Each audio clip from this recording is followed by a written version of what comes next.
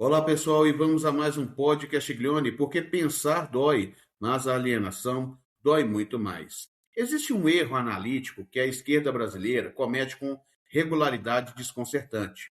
Tratar o integralismo como simples fascismo brasileiro, como cópia tropical do nazismo alemão ou do fascismo italiano, adaptada com camisas verdes e grito de Anauê em vez de Heil Hitler. Esse erro tem consequências políticas graves, porque se o integralismo é apenas cópia do fascismo europeu, não precisamos entender o que produziu na formação social política brasileira específica.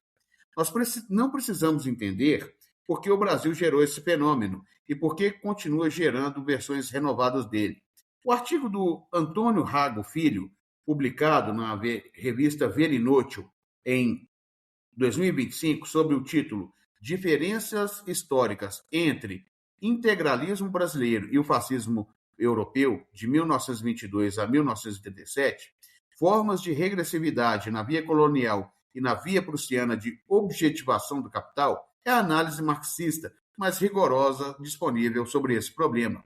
E a resposta de Rago Filho é precisa. O integralismo brasileiro e o fascismo europeu são duas ideologias radicalmente regressivas, mas que não são idênticas. Elas se diferenciam em diversos aspectos com base no chão social distinto no qual foram geradas. A via prussiana, no caso do fascismo, a via colonial, no do integralismo. Isso muda tudo. Via prussiana e via colonial são dois caminhos históricos distintos pelos quais o capitalismo se objetivou.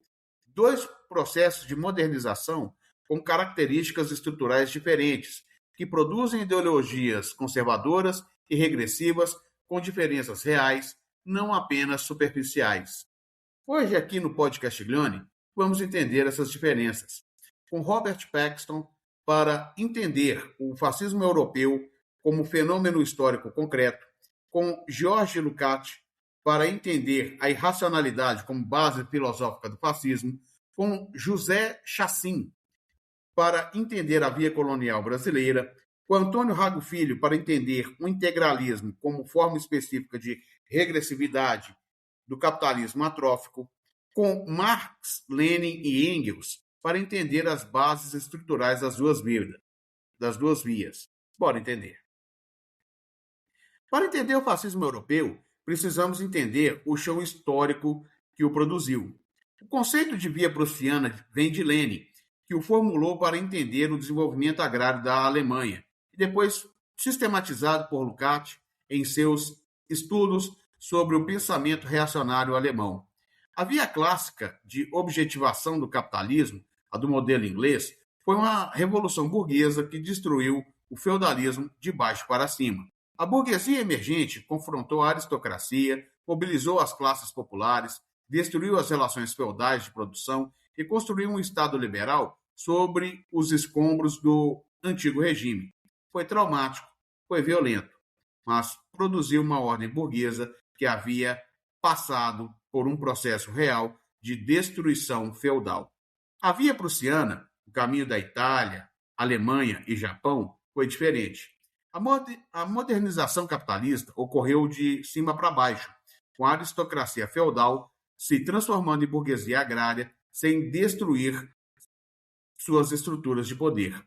O Junker prussiano não foi derrubado pela Revolução, se tornou capitalista, mantendo seus latifúndios, seus privilégios, seu controle sobre o Estado. O resultado foi uma modernização capitalista sem revolução democrática burguesa e com estruturas de poder semi-feudais preservadas dentro do capitalismo tardio. Partindo de autores clássicos como Marx, Engels, Lenin e Lukács, entre outros, faz um retrospecto histórico de como o processo particular de objetivação do capitalismo, a via prussiana em países como Alemanha e Itália. Lukács, em A Destruição da Razão, identificou as consequências filosóficas desse processo. A Alemanha, que não fez revolução burguesa real, produziu uma filosofia que recusou a razão iluminista, o irracionalismo que vai de Schopenhauer e Nietzsche ao nazismo. Porque a razão iluminista era a arma da Revolução Burguesa. E na Alemanha, onde a burguesia não havia feito sua revolução, a razão iluminista era a ameaça e não aliada. Daí o irracionalismo alemão como fenômeno filosófico e político. Daí o nazismo como forma extrema da regressividade da via prussiana. Aqui precisamos de Robert Paxton, o historiador americano que, em A Anatomia do Fascismo, produziu a análise historiográfica mais rigorosa disponível sobre o fenômeno. Paxton recusou as definições abstratas do fascismo, que tentavam identificá-lo por sua ideologia coerente, e argumentou que o fascismo deve ser compreendido pelo que fez, pelas práticas, pelas mobilizações, pelas alianças, não apenas pelo que disse. O fascismo europeu, italiano e alemão, tinha características estruturais específicas. Mobilização de massas. O fascismo não era apenas ditadura militar, era um movimento de massas que mobilizava ativamente setores da pequena burguesia, ex-combatentes e frações da classe trabalhadora. A violência como prática política legítima. As milícias fascistas que espancavam comunistas e sindicalistas não eram um excesso, eram parte central do processo. A relação com o capitalismo, porque o fascismo não destruiu o capitalismo, destruiu os movimentos que ameaçavam o capitalismo e se colocou a serviço do grande capital industrial e financeiro alemão e italiano. O chão histórico específico. O fascismo surgiu num contexto de crise pós-Primeira Guerra Mundial, de ameaça revolucionária real. A Revolução Russa de 1917 havia mostrado que era possível, das classes médias aterrorizadas com o comunismo e humilhadas pela derrota. Paxton mostrou que o fascismo não era fenômeno que podia ser transposto mecanicamente para qualquer contexto. Era produto histórico específico da crise do capitalismo europeu pós-guerra, da via prussiana que havia gerado estados modernizados sem democracia real, com classes médias ansiosas e movimento operário organizado como uma ameaça concreta. Esse chão histórico não existia no Brasil de 1932. Examinando o desenvolvimento desigual e combinado do capital, José Chassin contrasta a via clássica e prussiana da modernização e detecta uma nova particularidade histórica, a via colonial. A objetivação do capital na formação social brasileira, além de retardatária, era atrofiada e subalterna ao imperialismo. José Chassin, o filósofo marxista brasileiro, que foi o maior pensador da via colonial, identificou que o Brasil não era simplesmente uma versão atrasada da via prussiana, era algo qualitativamente diferente. A via colonial, o capitalismo que se objetivou numa formação social que havia sido colônia de exploração durante 3 séculos, que nunca destruiu as estruturas oligárquicas e latifundiárias do período colonial, que se integrou ao capitalismo mundial como periferia subalterna. As diferenças em relação à via prussiana são estruturais. A via prussiana, a via burguesia nacional, que fez a modernização de cima para baixo, preservando estruturas feudais, mas construindo capitalismo industrial real. A via colonial, o que havia era o que Rago Filho chamava de capital atrófico, um capitalismo que não se completou, que permaneceu subordinado ao imperialismo externo, que nunca produziu a burguesia industrial nacional que a via prussiana havia produzido. Na via prussiana, havia Estado nacional forte, mesmo autoritário. Na via colonial, o Estado era aparelho da oligarquia agroexportadora, que defendia seus interesses de classe em vez de construir projeto nacional. Na via prussiana, havia movimento operário organizado como uma ameaça real ao capital, que o fascismo veio a esmagar. Na via colonial, o movimento operário era incipiente, a industrialização era tardia e a principal fonte de exploração era a superexploração agrária de trabalhadores rurais semi-servis. Esse artigo se propõe a refletir sobre como a modernização subordinada brasileira opera permanentemente com o rebaixamento das condições de vida das massas trabalhadoras, com a finalidade da apropriação dual da mais-valia, para alimentar os capitais estrangeiros e os locais. Isso é a especificidade que o integralismo precisava ser entendido à luz. Aqui chegamos ao ponto mais original da análise, que ainda apresentamos algumas das interpretações das tradicionais fenômenos do integralismo, nos quais se desenvolve no campo do culturalismo. e lhe opomos aquela que objetiva apreender a gênese ontológica e a função social cumprida por essa ideologia reacionária. O integralismo não era a regressividade da via prussiana, não era a resposta a uma revolução operária ameaçante, não era a expressão da crise de uma burguesia industrial madura. Era a regressividade específica da via colonial, por suas características próprias. A ausência da revolução burguesa real. O integralismo surgiu numa formação social que nunca havia passado por uma revolução burguesa que destruísse o latifúndio e construísse democracia real. A modernização brasileira dos anos 1930 era a industrialização tutelada por Estado oligárquico que preservava as estruturas do coronelismo e da superexploração rural. O catolicismo ultramontano como base ideológica dominante. O fascismo italiano havia combatido o catolicismo em certos momentos. O integralismo o abraçou como fundamento, porque no Brasil colonial o catolicismo era a principal forma de hegemonia cultural das oligarquias. A ausência de antissemitismo como núcleo central. Em Plínio Salgado, Gustavo Barroso tinha antissemitismo.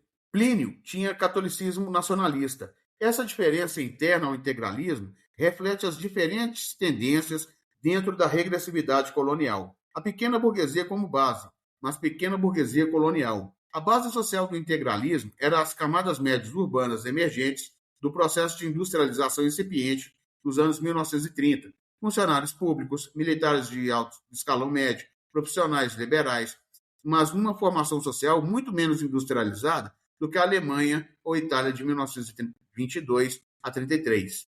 Lukács, em A Destruição da Razão, havia identificado o irracionalismo como fundamento filosófico do fascismo europeu, a recusa da razão iluminista como reação da burguesia que não havia feito sua revolução. O irracionalismo integralista tinha forma diferente. Não era o vitalismo nietzschiano da via prussiana, era o providencialismo católico da via colonial. A ideia de que o Brasil tinha missão cristã, que a nação orgânica devia ser guiada por valores espirituais contra o materialismo do liberalismo e do comunismo. É regressividade, mas com conteúdo especificamente colonial. Aqui vamos fazer a comparação metodológica mais importante do episódio. Paxton captura o fascismo como fenômeno histórico, pelas práticas, pelas mobilizações, pelas alianças concretas.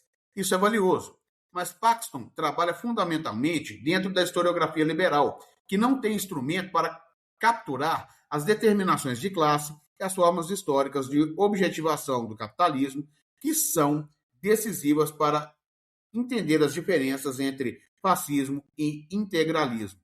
Chassin e Rado Filho, trabalhando com a ontologia histórico-imanente de Marx e Lukács, vão mais fundo.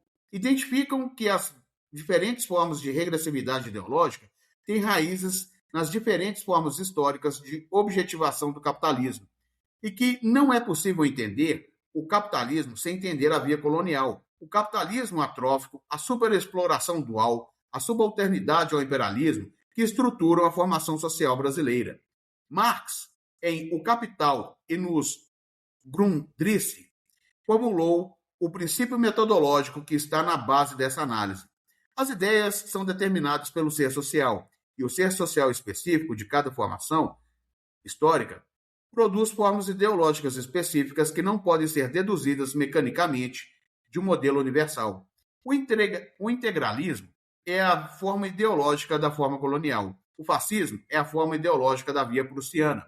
Ambos são regressivos, ambos são instrumentos de classe, mas suas especificidades revelam as especificidades dos processos históricos que os produziram. E essas especificidades importam para entender tanto o passado quanto o presente. Agora chegamos ao ponto mais urgente. Entender que o integralismo era regressividade da via colonial e não simples cópia do fascismo europeu, ilumina o bolsonarismo de 2018 a 2022, de forma que a comparação direta com o nazismo não consegue. O bolsonarismo não é nazi-fascismo, não tem partido de massas organizadas com milícias de rua, não tem projeto de Estado totalitário coerente, não tem a modernização industrial acelerada que o nazismo produziu, mas é regressividade contemporânea da via colonial. capitalismo atrófico e subalternizado ao imperialismo financeiro, pequena burguesia ansiosamente em busca de identidade contra o comunismo que nunca existiu na dimensão que o discurso afirmava. No lugar, ou catolicismo e pentecostalismo no lugar do catolicismo ultramontano, mas com a mesma função do providencialismo ideológico, e alinhamento com o imperialismo americano, exatamente como o integralismo de Plínio Salgado havia se alinhado com o fascismo europeu. Lukács, em Destruição da Razão, havia mostrado que o irracionalismo é fenômeno recorrente do capitalismo em crise, que retorna sempre que as contradições do sistema ameaçam a dominação de classe. O irracionalismo da via colonial contemporânea é o terraplanismo, o negacionismo climático, a negação da ciência, as formas de recusa da ração, que, diferentemente do irracionalismo vitalista nietzschiano do nazismo, assume a forma de fundamentalismo religioso e de conspiração globalista. É a mesma regressividade, com forma histórica diferente, determinada pelo chão social específico da via colonial e sua fase contemporânea de neoliberalismo financiarizado.